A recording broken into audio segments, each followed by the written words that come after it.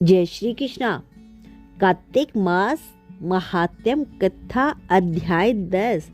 राजा पृथक बोले, हे ऋषि श्रेष्ठ नारद जी, आपको प्रणाम है। कृपा अब यह बताने की कृपा कीजिए कि भगवान शंकर ने अपने मस्तक के तेज को क्षीर सागर में डाला तो उस समय क्या हुआ।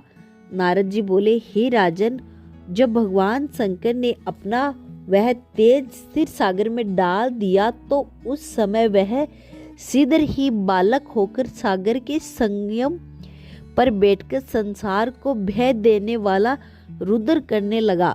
उसके रुद्र से संपूर्ण जगत व्याकुल हो उठा, लोकपाल भी व्याकुल हो गए, चराचर जल्यमान हो गया। शंकर सुवन के रुदन से संपूर्ण ब्राह्मण व्याकुल हो गया।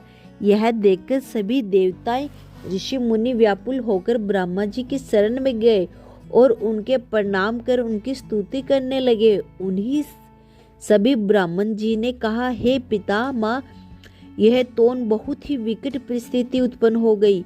हे महायोगी, इसको नष्ट कीजिए। देवताओं के मुख से इस प्रकार सुनकर ब्रह्मा जी सत्यलोक से उतरकर इस बालक को देखने के लिए सागर तट पर आए। सागर ने ब्रह्मा जी को आता देखकर उन्हें प्रणाम किया और बालक को उठाकर उनकी गोद में दे दिया। आश्चर्यचकित होते हुए ब्रह्मा जी ने पूछा, हे सागर, यह बालक किसका है? शीघ्रता पूर्वक कहो। सागर विमरता पूर्वक बोला, प्रभु, यह तो मुझे ज्ञात नहीं है, परंतु इतना अवश्य जानता हूँ कि यह गंगा सागर के संगम पर प्रकट हुआ है, इसीलिए यह जगत गुरु। आप इस बालक का जात कर्म आदि संस्कार करें, इसका जातक फल बताइए। नारद जी ने राजा पृथक से बोले, सागर ब्रह्मा जी के गले में हाथ डालकर बार बार उनका आकर्षण कर रहा था। फिर तो उनसे ब्रह्मा जी का गला इतनी जोर से पकड़ा कि उससे पीड़ित होकर ब्रह्मा जी की आंख से अश्वन टपकने लगे।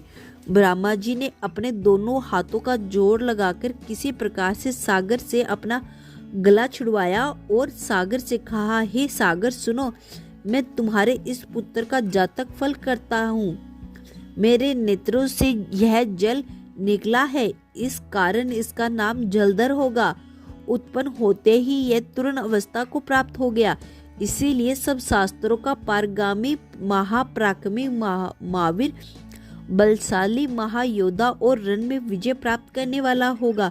यह बालक सभी दैत्यों का अधिपति होगा। यह किसी से भी पराजित न होने वाला, भगवान विष्णु जी को जीतने वाला होगा। भगवान शंकर को छोड़कर इससे अवैध होगा। जहाँ से इसकी उत्पत्ति है यह वही जाएगा। इसकी पत्नी बड़ी पतिव्रता, सौभाग्यशीली, स्वारोग्य, सुंदर, परम मोहर, मधुर वाणी बोलने वाली तथा शिल्यवान होगी।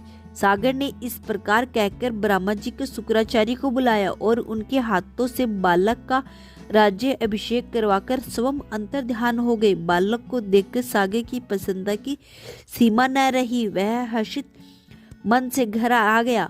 फिर सागर में उस बालक का लालन पालन कर उसे पुष्ट किया। फिर कालनेमी नामक असुर को बुलाकर वरदा नामक कन्या से विधि पूर्वक इसका विवाह करा दिया गया। इस विवाह में बहुत बड़ा उत्सव मनाया। शुक्राचार्य के प्रभाव से पत्नी सहित जलधर दैत्यों का राजा बन गया। जय श्री कृष्णा। अगर वीडियो पसंद आई हो तो चैनल को सब्सक्राइब करना न भूलें।